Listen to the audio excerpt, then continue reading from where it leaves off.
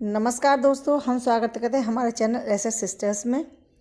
भजन गीत संगीत सुनने से पहले हमारे चैनल को सब्सक्राइब जरूर करें, वीडियो को लाइक और शेयर करें। हम आपके सामने हर महीने की एकादशी के व्रत की कथा लेकर आते हैं। तो अब फागुन मास की कृष्ण पक्ष की एकादशी की कथा आपके सामने सुनाने जा रहे हैं। इससे पहले भी हम हर महीने की एकादशी की कथा आपके सामने अपलोड कर चुके हैं। आप हमारे चैनल पर जाकर सुन सकते हैं और देख सकते हैं। तो चलिए सुनते हैं फागुन कृष्ण पक्ष की एकादशी की व्रत की कथा। धर्मराज युधिष्ठिर बोले, हे जनार्दन, फागुन मास के कृष्ण पक्ष की एकादशी का क्या नाम है तथा उसकी विधि क्या है? कृपा करके आप मुझे बताइए। भगवान बोले, हे राजन, फागुन मास के कृष्ण पक्ष की एकादशी का नाम विजया एकादशी है। इसके व्रत के प्रभाव से मनुष्य को विजय प्राप्त होती है। यह सब व्रतों से उत्तम है। इस विजय एकादशी के महात्म के श्रवण व पठन से समस्त पाप नाश को प्राप्त हो जाते हैं। एक समय देव ऋषि नारद जी ने जगत पिता ब्रह्मा जी से कहा, हे महाराज, आप मुझे फागुन मास के कृष्ण पक्ष की एकादशी का विधान कहिए। ब्रह्मा जी कहने लगे, हे नारद, विजय एकादशी का व्रत पुराने तथा नए पापों का नाश करने वाला है। इस विजय एकादशी की विधि मैंने आज तक किसी से भी नहीं कही। यह समस्त मनुष्यों को विजय प्रदान करती है। त्रेता युग में मर्यादा पुरुषोत्तम श्री राम जी को जब 14 वर्ष का वनवास हो गया, तब वे श्री लक्ष्मण तथा सीता जी सहित पंचवटी में निवास करने लगे। वहाँ पर दुष्ट रावण ने जब सीता जी का हरण किया, तब इस समाचार से श्री रामचंद्र जी तथा लक्ष्मण अत्यंत व्याकुल हुए और सीता जी की खोज में चल दिए। घूमते घूमते जब वे मरणासन जटायु के पास पहुँचे, तो जटायु ने उन्हें सीता जी का वृत्तांत सुनाकर स्वर्गलोक को चला गया। कुछ आगे जाकर उनकी सुग्रीव से मित्रता हुई और बाली का वध किया। हनुमान जी ने लंका में जाकर सीता जी का पता लगाया और उनसे श्री रामचंद्र जी और सुग्रीव की मित्रता का वर्णन किया। वहाँ से लौटकर हनुमान जी ने भगवान राम के पास आकर सब समाचार कहे।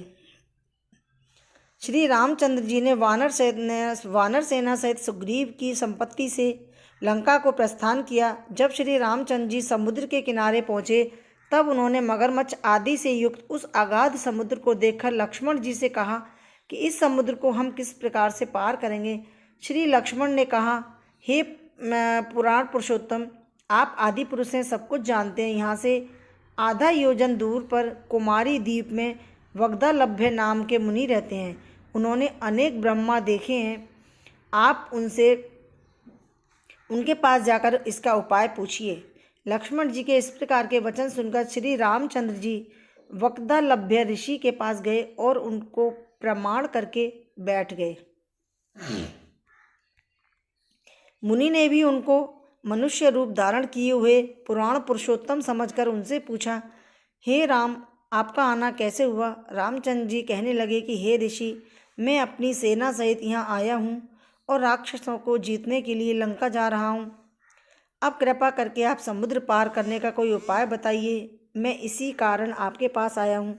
वग्धालभ्य ऋषि बोले कि हे राम, फागुन मास के कृष्ण पक्ष की एकादशी का उत्तम व्रत करने से निश्चय ही आपकी विजय होगी। साथ ही आप समुद्र भी अवश्य पार कर लेंगे। इस व्रत की विधि यह है कि दशमी के दिन स्वर्ण, चांदी, तांबा या मिट्टी का एक घड़ा बनाएं।